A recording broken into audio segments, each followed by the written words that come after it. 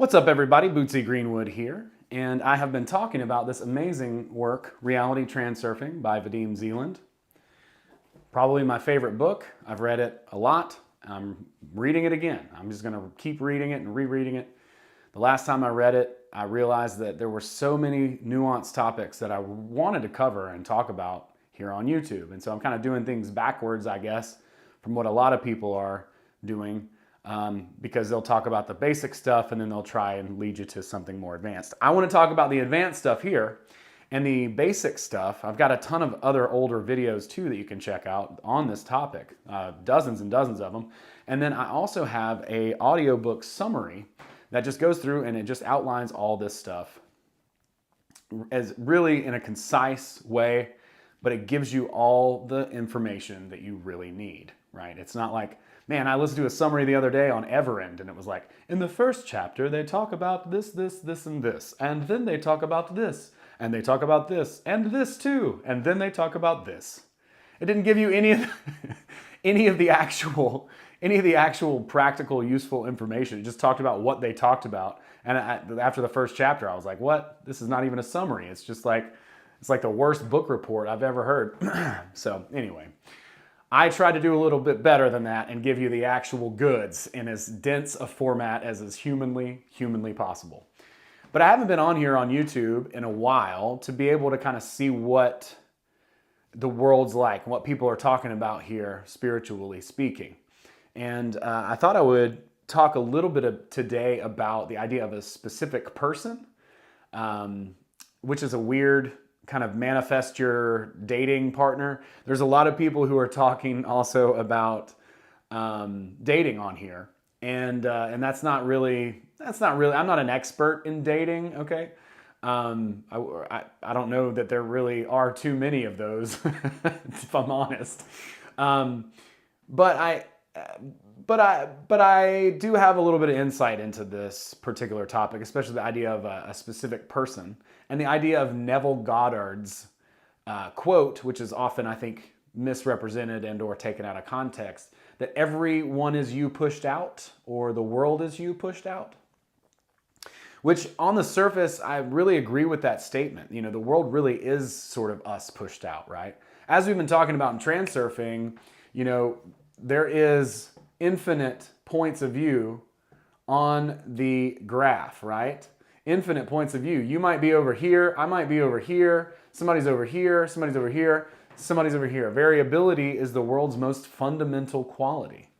And what does that mean? That means every single perspective is valid. Every single perspective on that graph is actually one of the sort of perspectives of maybe God, you could say, right? Each one is a perspective. Each one is a dream of the Almighty, the Creator. And some of them are pretty crazy. Some of them are wild. But it doesn't make them any less valid, I would say. Now, when it comes to a lot of these philosophies and spirituality, what some of these philosophies lead to is an idea called solipsism. Solipsism. All right, and I'll spell it out because it's kind of a weird word. But solipsism is the idea that you're the only person here in this world that exists. It's you, and that's it. And everyone else is basically at your whim, at your beck and call, and you can manipulate and coerce them and push them around and force them to do things and, you know, just be a tyrant. Now, I will say this, from the perspective of transurfing, it would be really easy to use a lot of these ideas in here to just mess with people and to get your way. I think a lot of narcissists and sociopathic people and psychopaths, they often are very successful, externally speaking, when it comes to their goal, in part because pendulums affect them less, okay? For us, the big hooks of a pendulum are, generally speaking, guilt, duty, and obligation. So if you feel guilty, then you're less likely to do something that makes you feel bad. You don't want that smoke, you know? Duty and obligation is like, well, I'm part of this group and I have to conform and I have to be like the people in it. And so this is this pendulum string that makes us feel obliged or, sort of coerced into doing certain things. And a lot of people who are emotionally abusive, they'll use those manipulative tactics in order to get people to do other things. Now, from the solipsistic point of view, nothing wrong with it, right? You're the only one in existence. But here's where it gets funny. It's like, how can you be a spiritual teacher on YouTube talking about how you're the only person who is really alive in existence, but then you're teaching other people that they're the only one that's alive in existence? That's not true, okay? There's a mix between these realities, okay? We are in a material reality. There's one inert material reality, okay? One. There's just one. Now, there are infinite potential perspectives and views of this one material reality. And then you've got the infinite, infinity soup goo out there, okay? And that's completely different. That's the metaphysical space. That's the alternative space. That's the mind of God, whatever you want to call it. The dream space. It's all synonymous, okay? So, what a lot of people do is they will get hooked into this idea that they're the only people in the world, and they'll start seeking this external sort of form of control over other people. And if it's dating, to possess a certain person and bring them into their life, or if it's a certain goal or objective that the person has. And in almost every case, it becomes abusive and very, very manipulative, this whole idea of like a specific person, okay? That the world is you pushed out. Now, let me explain why it's true that the world is you pushed out, because it's, again, a very nuanced topic, and this is what I want to talk about on my channel, nuanced stuff. So look, the world is you pushed out. What does that mean, okay? What that means is there's nothing very much real to you in your experience other than your experience, okay? And let me give you an example. So I might want a specific partner, okay? I might have a crush on somebody and I might want to pursue a relationship with that person. So let's say that I do pursue a relationship with that person and I try to get them into my life, okay? Well, what is it that I want? Why do I want this person in my life? What is the value? What is the benefit of having this person in my life? Well, from an egoic perspective, I guess other people will see me with them. Maybe that's part of it. But from a true perspective, what is it that I want from this person? What can this person give me that I can't experience myself? Or what is it this person's going to give me that is not going to be my own experience? Okay? Everything that I experience through the world, my awareness is very limited to myself. I can't experience the world through another person's perspective. I can think about it from an empathetic point of view, right? But I can't actually physically experience anyone else's life or consequences or any of that. I can only experience mine. That's it. So if I get this person in my life, or if I get a great award, or if I get some achievement or recognized as some great, amazing person, what is that experience? It's me experiencing myself. It's an emotional experience that I'm having as a result of an experience that's happening out here. Now, when it comes to the idea of, bringing a specific person in your world, you're going to be a high-value man or whatever. Don't be a high-value man. Just be highly valuable, Be valuable. Value yourself, because that's the thing that's going to attract that person probably into your life anyway. And if it's not, then you might not want them. They might be a manipulative person. They might be a gold digger. They may have certain attributes and qualities, because it's real easy to just put somebody up on a pedestal and think they're just the perfect, most beautiful thing. And then you get to know them and you're like, wait a second, And then all of a sudden you'll have a flip of them and you'll start to see all the negative things in them, and then you'll want to get away, and it's crazy. But ultimately, you're the one having the experience. And no one can really give you that experience. That is an emotional experience that you have within your own being, your own source of existence, your own awareness, your own consciousness. And yeah, it's spurred on by the love of someone else. And you can be influenced by all of these things, but what is it that you're really seeking? Is it ego validation so that people can see you with somebody, or you can feel power over someone? Because anytime we go to possess someone, they feel the neediness and the creepiness that is. It's gross, and it's very off-putting, right? What is it? Desperation is a very stinky cologne. Now, the metaphor that Vadim Zeland uses for love is that he says that unconditional love is very rare, but no one can resist unconditional love. And he gives this metaphor. Now, unconditional love is not possessive. So that doesn't mean that the person's going to come into your life and like start, doing your sock laundry just because you unconditionally love them.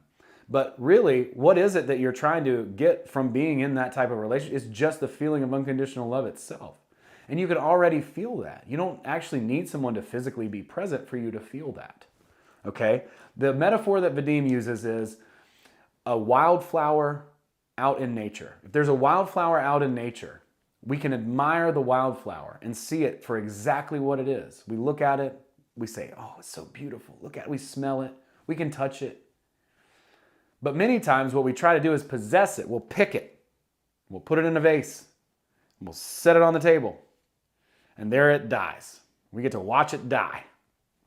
In 2 or 3 days, it's dead. We've ruined the magic. We've ruined the beauty of that thing. We put it in a cage. We've lessened its meaning. So when you go out there looking for a specific person, the best thing that you can do is to be your own person.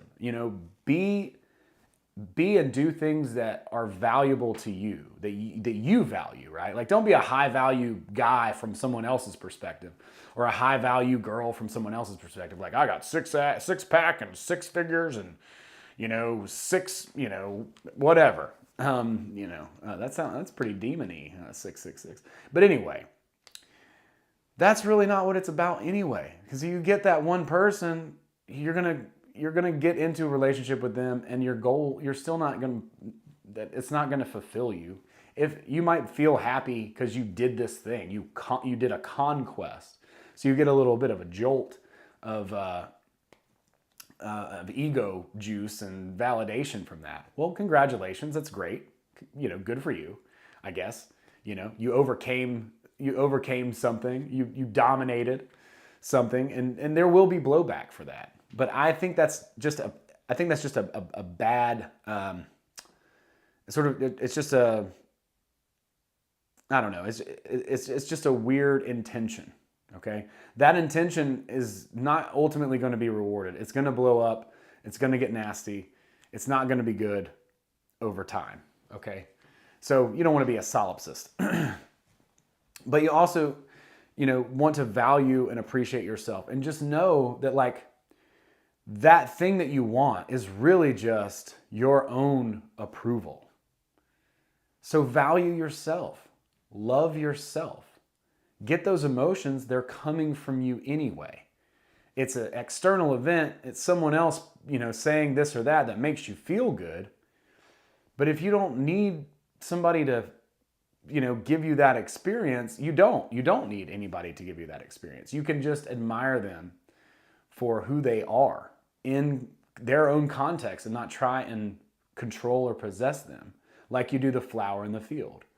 And when in transurfing, this is what we need to learn to do with our minds, to love our heart with all our mind. Because our mind is the key to the source of infinity.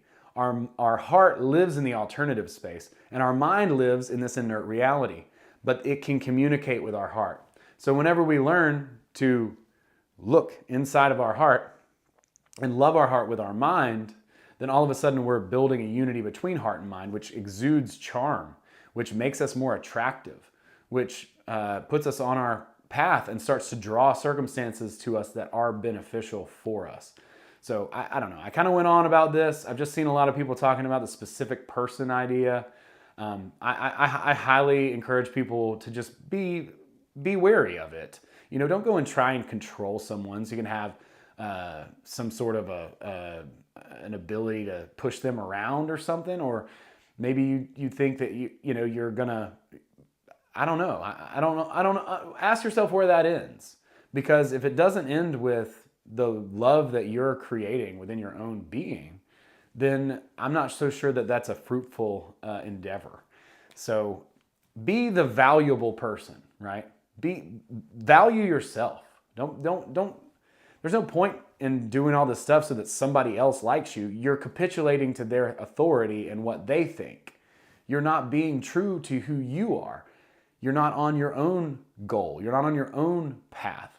You haven't created your own process. And that's really what we want to do. It's just a much more freeing way of being. But anyway, I say all that to say, thanks for watching this video. Like, subscribe, blah, blah, blah. Transurfing summary, it's available. It's on my website. Please go check it out. Thanks for being a subscriber. Thanks for hanging out. Check out the podcast. Much love. Peace out. Many blessings. We'll see you next time.